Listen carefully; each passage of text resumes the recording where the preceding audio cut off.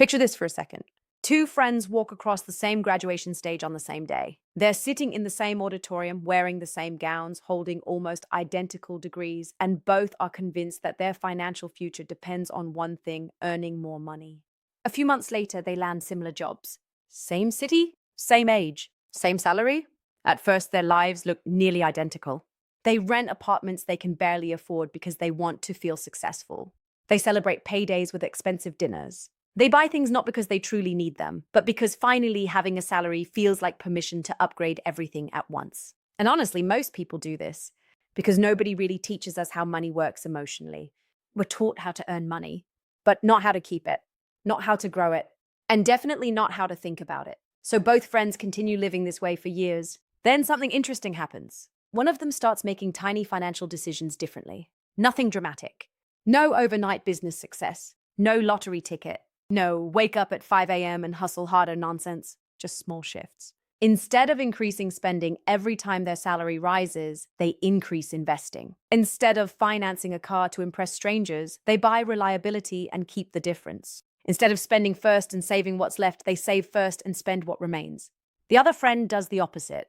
Every raise becomes a reason to spend more. A better salary becomes a bigger lifestyle. More income leads to more subscriptions, more debt, more pressure, and more financial anxiety. And 10 years later, their lives look completely different. One feels trapped despite earning good money. The other has options.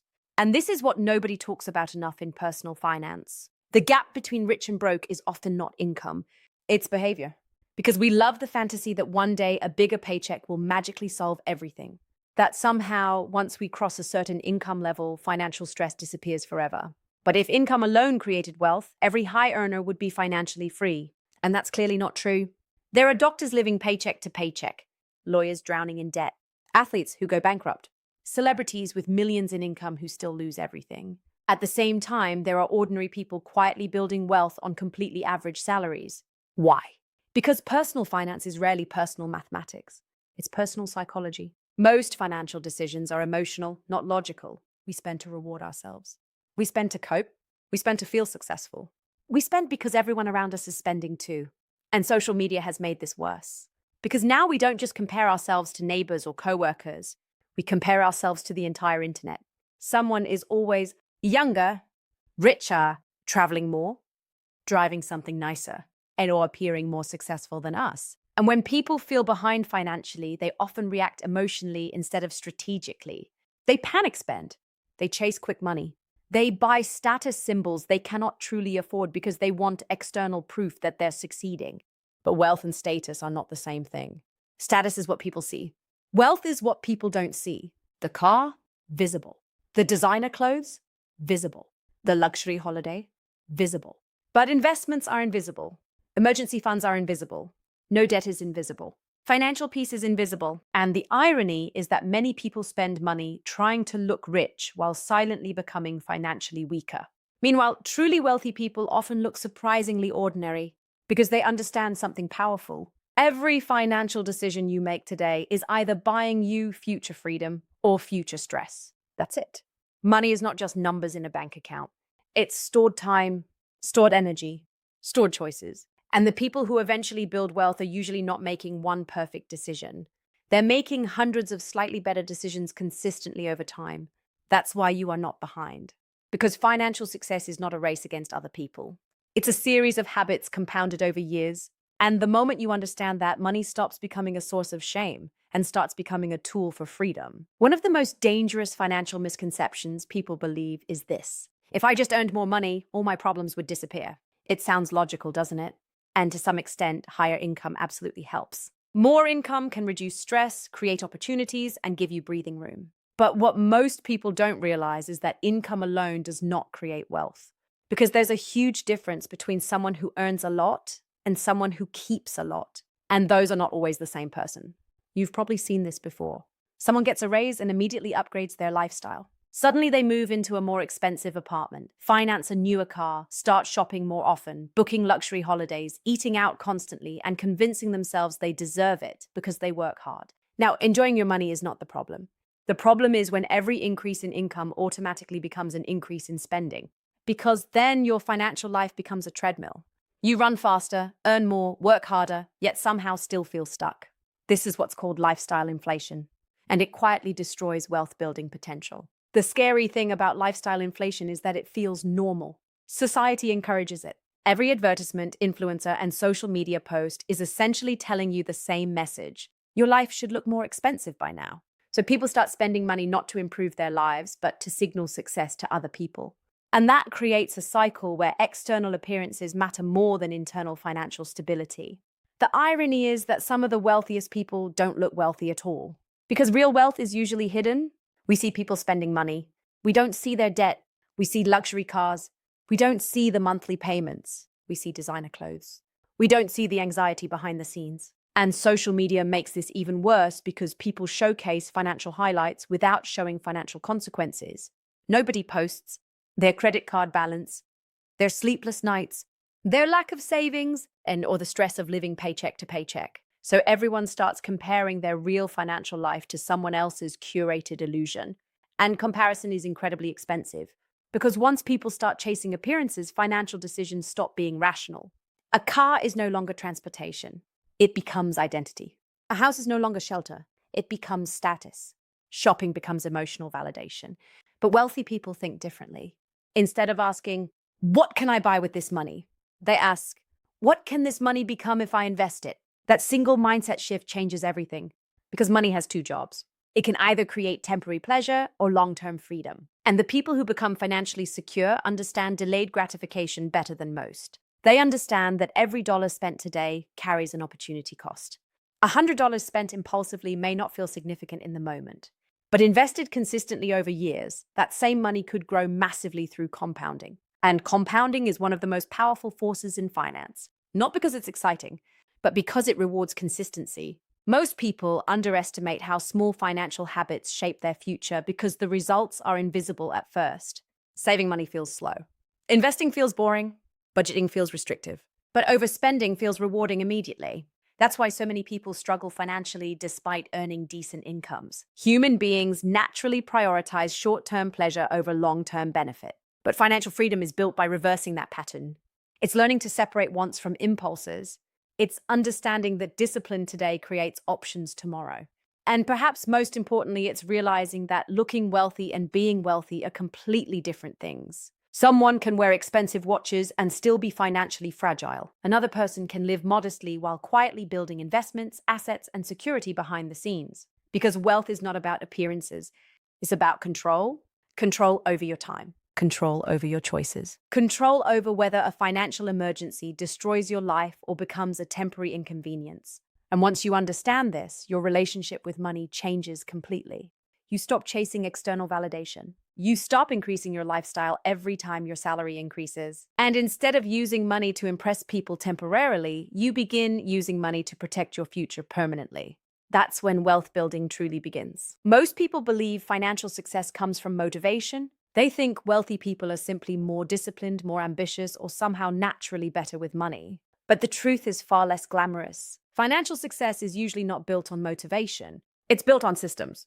Because motivation is temporary. Everyone feels motivated after watching a productivity video, listening to a finance podcast, or promising themselves that this month will finally be different. But motivation fades quickly. Life gets busy, unexpected expenses happen, stress increases, and people return to their old habits. That's why relying on willpower alone rarely works. The people who build wealth understand something powerful. You do not rise to the level of your goals. You fall to the level of your systems. And your financial system is simply the collection of habits and routines that control where your money goes every month. For example, think about two people earning the exact same salary. One person waits until the end of the month to see if there's anything left to save. The other invests automatically the day they get paid. One person spends emotionally and tracks nothing. The other reviews expenses regularly and makes intentional decisions. One person reacts to money, the other directs it. And over time, those tiny differences create dramatically different financial outcomes. Because wealth is often less about one massive decision and more about repeated behavior. Most financially successful people are not making perfect decisions every day.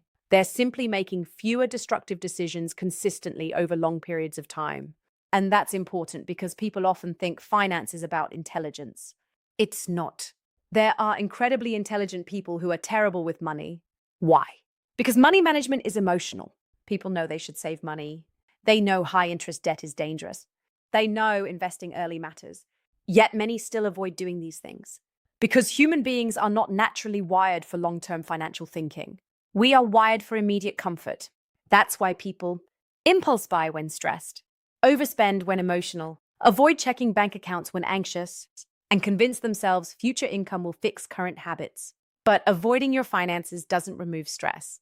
It usually increases it. Financial anxiety grows in uncertainty, and one of the fastest ways to reduce money stress is not necessarily earning more, it's creating clarity. Knowing how much you spend, how much you save, how much debt you have, and where your money actually goes. Because financial confidence is not built through income alone, it's built through control. And this is where systems become life-changing. When you automate positive financial behaviors, you remove emotion from the process. For example, automatic investments, automatic savings transfers, automatic bill payments, and spending limits. These systems protect you from your worst impulses. Because the reality is nobody makes perfect decisions all the time. Even financially successful people feel tempted to overspend. The difference is that they've designed systems that make good decisions easier and bad decisions harder. And this matters because your financial habits eventually become your financial identity. If every month you overspend, rely on debt, avoid planning, and react emotionally to money, then chaos becomes your normal. But if every month you invest consistently, spend intentionally, build emergency savings, and track your finances, then stability compounds. And just like money compounds, habits compound too. Tiny financial behaviors repeated for years create enormous differences over time. A person who invests modestly but consistently for 20 years often ends up in a stronger financial position than someone who earns more but spends recklessly. That's the power of systems. And perhaps the most underrated financial system of all is increasing your income strategically. Because while budgeting matters, there's a limit to how much you can cut. But there's often no limit to how much you can grow. Financially successful people invest not only in stocks or businesses, but also in themselves. They build valuable skills. They negotiate salaries. They create additional income streams. They think long-term. Because wealth building is not about deprivation forever. It's about creating alignment between today's choices and tomorrow's goals. And once people understand this, money stops feeling random. They stop asking, why does financial success happen to other people? And they start asking, what systems can I build to make success inevitable over time? That question changes everything. Because financial freedom is rarely one giant breakthrough moment. It's usually the quiet result of small, intelligent systems repeated consistently for years. If you feel behind financially, you are not alone. In fact, one of the most common emotions people experience around money is shame. Shame for not saving enough. Shame for spending too much. Shame for starting late. Shame for looking around and feeling like everyone else has already figured life out financially. And in today's world, that feeling is amplified constantly. You open social media and it seems like everyone is buying homes, launching businesses, traveling the world, investing perfectly, and becoming financially successful before the age of 30. Meanwhile, you might be trying to recover from debt, support your family, rebuild after mistakes, or simply survive rising living costs. So naturally, people start believing, I'm too late. I've messed up. I should be further ahead by now. But one of the most important financial truths you can ever understand is this. Wealth is not built on perfect timing. It's built on consistency. And consistency does not require perfection. Most people overestimate what can happen in 1 year and underestimate what can happen in 10. Because we live in a culture obsessed with speed. Everyone wants quick success, fast money, instant results, and overnight transformations. But sustainable wealth rarely happens that way. The people who eventually become financially secure are often not the people making dramatic moves. They're the people quietly repeating smart behaviors for years, saving consistently, investing regularly, avoiding destructive debt, living slightly below their means, improving their skills over time. None of these things are exciting individually. But together, they create something incredibly powerful, momentum, and momentum changes lives. Because money compounds slowly at first. At the beginning, progress feels invisible. Your investments seem small. Your savings feel insignificant. Your efforts don't appear life-changing, but compounding is deceptive. The biggest growth happens later, after years of consistency. And this principle applies far beyond investing. Confidence compounds. Skills compound. Knowledge compounds. Discipline compounds. Every small financial decision you make today is shaping the version of you that exists 5 or 10 years from now.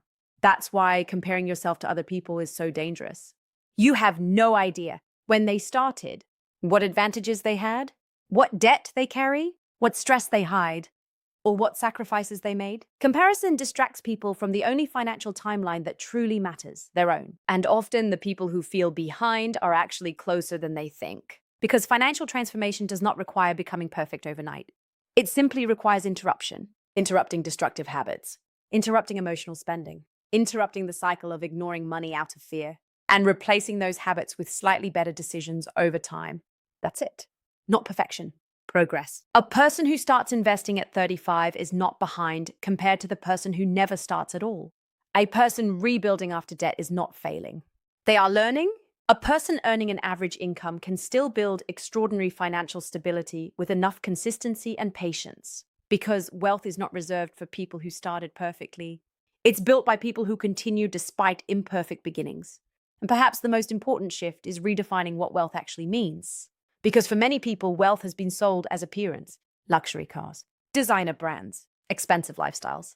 But true wealth is much quieter than that. True wealth is having choices, having peace of mind, being able to handle emergencies, having freedom over your time, and not feeling trapped by every paycheck. That kind of wealth changes not only your bank account, but your entire quality of life. It changes how you sleep, how you work, how you make decisions, how you experience the future. And none of this requires becoming a millionaire overnight. It begins with small actions taken consistently.